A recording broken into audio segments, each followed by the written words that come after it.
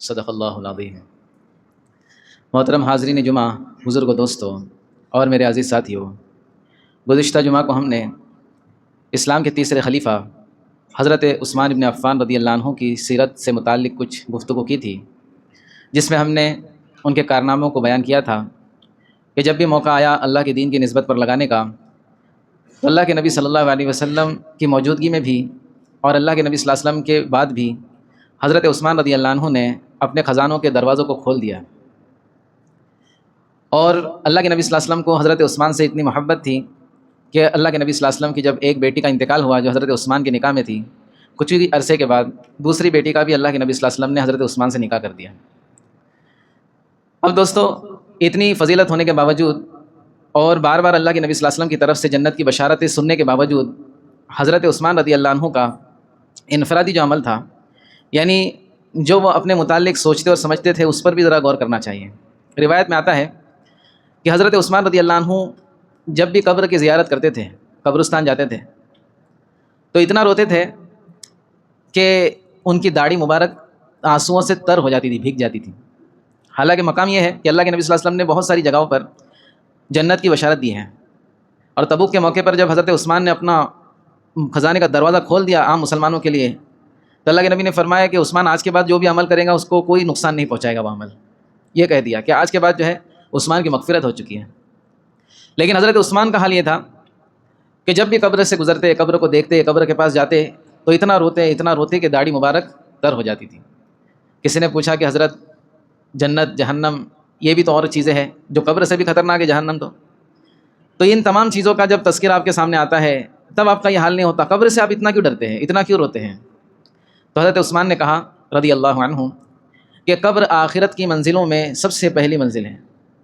جب دنیا سے آدمی چلا جائے گا تو اس کا جو ٹھکانہ ہوگا وہ پہلا ٹھکانہ ہے، وہ قبر ہے، اس کے بعد تمام چیزیں ہیں۔ تو حضرت عثمان کہتے ہیں کہ قبر آخرت کی منزلوں میں سب سے پہلی منزل ہے، اگر اس میں کسی کو راحت مل گئی، اس میں کوئی جو ہے اللہ کو راضی کر کے چلا گیا، تو اس کے لیے تو آگے کی تمام منزلیں آسان ہو جائے گی۔ لیکن اگر کوئی اسی میں پھنس گیا اور اسی میں وہ اللہ کا باغی شمار ہو گیا، اسی میں یہ ثابت ہو گیا کہ تو گنہگار بندہ ہے، تو پھر آخرت کی تمام منزلیں اس کے لیے مشکل ترین ہوتی چلی جائے گی۔ تو دوستو، حضرت عثمان رضی اللہ عنہ کے اس واقعے سے ہم کو یہ عبرت ملتی ہے کہ ہمارے اعمال کچھ اتنے اچھے نہیں ہیں۔ ہر آدمی جو ہے اپنے اعمال پر غور کرے تو معلوم ہوگا کہ سب سے برے ہم ہیں، کسی دوسرے کو دیکھنے کی ضرورت نہیں ہے۔ لیکن اس کے باوجود دوستو، ہم اپنے اعمال پر بڑے مطمئن ہیں۔ ہمارے آنکھوں سے یاد کرے دوستو، آخری بار کب ہم اللہ کے لیے روئے تھے، کب آخرت سے ڈر کر روئے تھے، کب قبر کی زیارت کی تھی، کب یہ سوچا تھا کہ ہم کو بھی تو قبر میں جانا ہے، کب یہ ہم سوچتے ہیں کہ جھوٹ کیوں بولوں، جھوٹ تو یہ ہے میرے قبر میں میرے لیے بڑی نقصان کی چیز بننے والی ہے، دھوکہ تو بڑے نقصان کی چیز بننے والا ہے، رشتہ داری کو کیوں توڑوں، رشتہ داریوں کو توڑنا یہ اللہ کے ناراضگی کا سبب ہوگا، قبر میں مجھے تکلیف ہوگی۔ تو یہ ہمارے لیے دوستو عبرت کا مقام ہے کہ اتنے بڑے صحابی، اسلام کے تیسرے خلیفہ، جنت کی بشارت 10 مبشرہ میں سے، اس کے باوجود دوستو اپنی آخرت کے متعلق اتنے فکر مند ہیں۔ اس لیے ایک چیز یہاں پر یہ ہم کو غور کرنی ہے، اس پر فکر کرنی ہے اس کی، کہ ہم جو ہے کبھی مطمئن نہ ہوں آخرت کے اعتبار سے، ہمیشہ ہم ڈرتے رہے، فکر مندی کے ساتھ اپنی آخرت کو، اپنی قبر کو یاد کرتے رہیں۔ اب آگے چلتے ہوئے حضرت عثمان رضی اللہ عنہ کے زمانے میں، جب ہم تو ابھی تک جو سن رہے تھے وہ حضرت عثمان کے وہ دور کی چیزیں سن رہے تھے جب اللہ کے نبی صلی اللہ علیہ وسلم موجود تھے۔ اب انشاءاللہ آج ہم یہ سنیں گے اور سمجھیں گے کہ حضرت عثمان رضی اللہ عنہ کا جو زمانہ ہے، یہ زمانہ کیسا رہا۔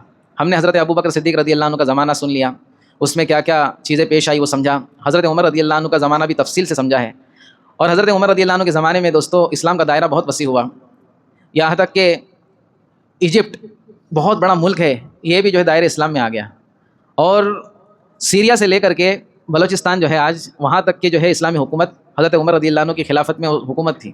اتنا بڑا علاقہ، اور اسلام اب دوستو جیسے رومن امپائر اور پرجن امپائر سپر پاور شمار ہوتی تھی، اب اسلام اور مدینہ کی جو ریاست تھی وہ بھی سپر پاور شمار ہونے لگ گئی تھی۔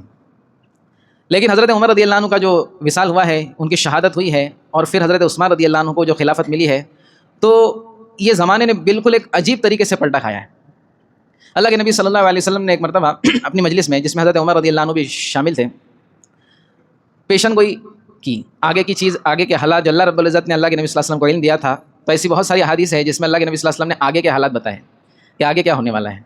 اس لیے ہم کو پتہ ہے کہ دجال آنے والا ہے، حضرت عیسیٰ علیہ السلام واپس آئیں گے، یہ سب اللہ کے نبی صلی اللہ علیہ وسلم کی پیشن گوئی ہے۔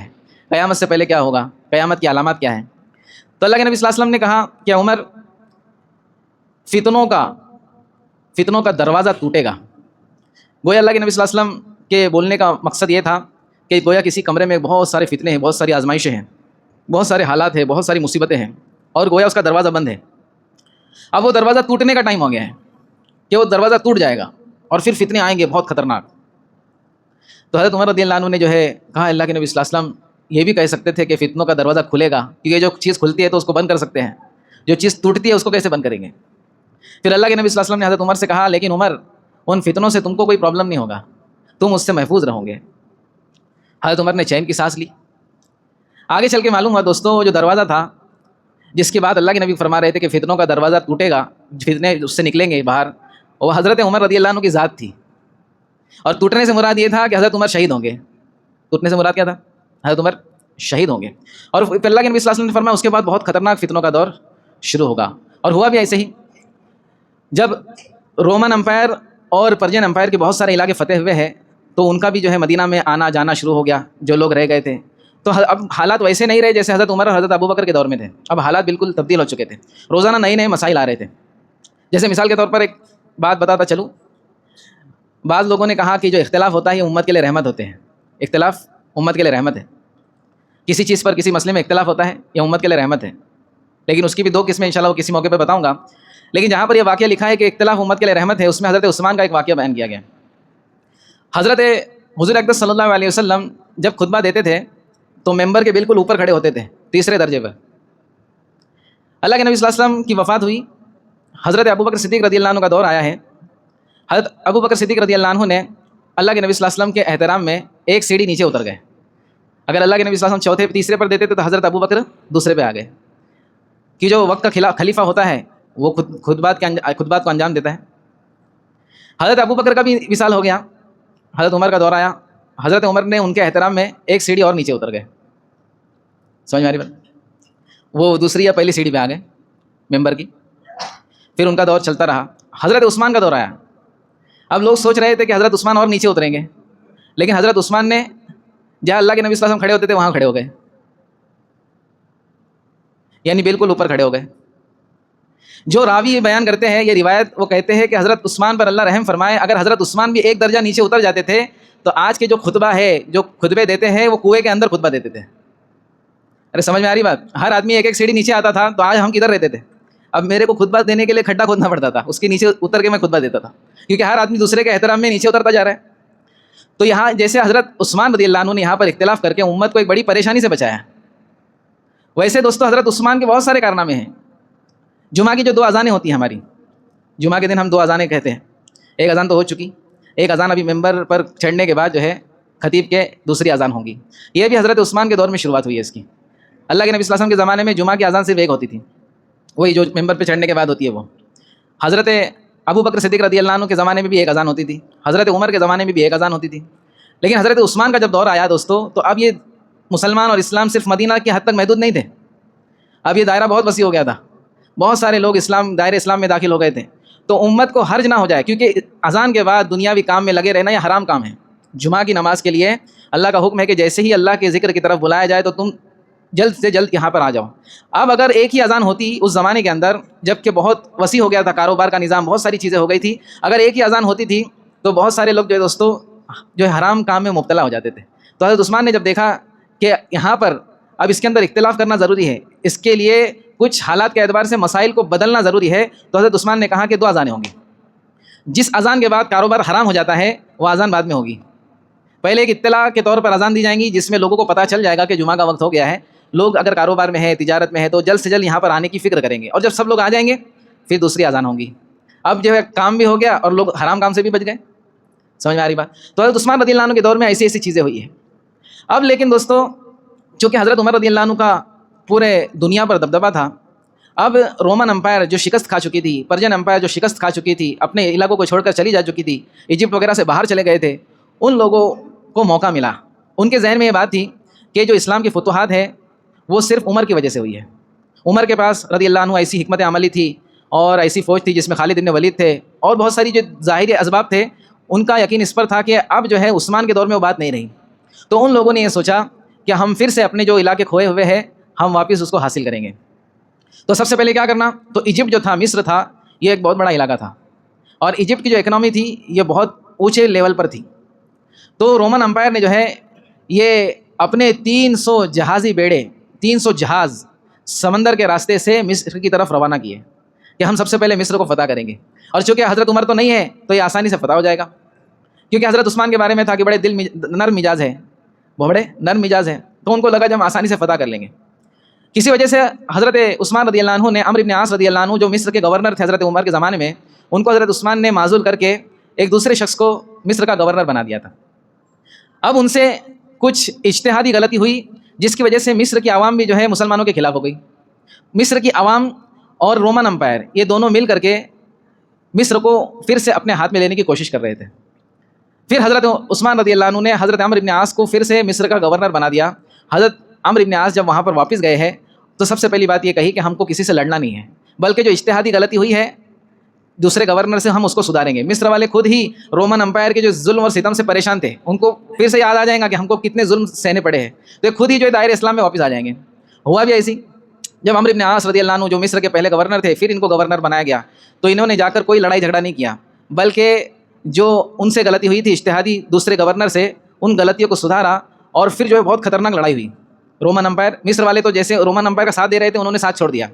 اب رومن امپائر جو ہے اکیلی پڑ گئی، اور حضرت عثمان رضی اللہ عنہ جو مدینہ کی ریاست میں تھے اور ان کے گورنر عمرو بن عاص جو ایجپٹ کے اندر مصر کے اندر تھے، اب ایک بہت خطرناک لڑائی ہوئی رومن امپائر سے، اور وہ ہمیشہ ہمیشہ کے لیے مصر ان سے جو ہے آزاد ہو گیا. ان کے 1000 سال کے بعد، عثمان رضی اللہ عنہ کے اس دنیا سے جانے کے بعد 1000 سال ایسے گزرے ہیں کہ مصر پھر اسلام کے علاوہ کسی کے ہاتھ میں نہیں رہا. اور آج بھی جو دوستوں اکثر جو ہے مصر کے اوپر جو غلبہ ہے وہ مسلمانوں کا ہے. تو معلوم ہوا دوستوں کہ کسی ایک شخصیت کی وجہ سے کسی ایک شخصیت پر غور کرنا اور کسی ایک شخصیت پر یقین بٹھانا کہ یہ ہوگا تبھی ہو سکتا ہے، یہ نہیں ہوگا تو نہیں ہو سکتا، یہ غلط فہمی ہے دوستوں. اللہ رب العزت کی مدد جس کے ساتھ ہوگی، اللہ کا تعلق جس سے جڑا ہوا ہوگا، اللہ رب العزت ہر زمانے میں ایسے لوگوں کو پیدا بھی کرتا ہے اور ایسے لوگوں کے ساتھ اپنی مدد شامل حال بھی کرتا ہے. تو بہرحال ہم کو اس واقعے سے یہ سبق ملتا ہے کہ آج کے دور میں بھی جو مسلمانوں پر حالات ہیں، اور دن بدن کچھ نہ کچھ پوری دنیا کے اندر، صرف ہمارے ملک کی بات نہیں ہے، پوری دنیا کے اندر جو ایمان والوں پر حالات ہیں، یہ حالات جو دور ہوں گے دوستوں، اس میں جو بنیادی چیز ہوگی، جو بیسک چیز ہوگی، وہ ہم کو اپنے اعمال صحیح کرنے ہوں گے، اپنا تعلق اللہ سے جوڑنا ہوگا.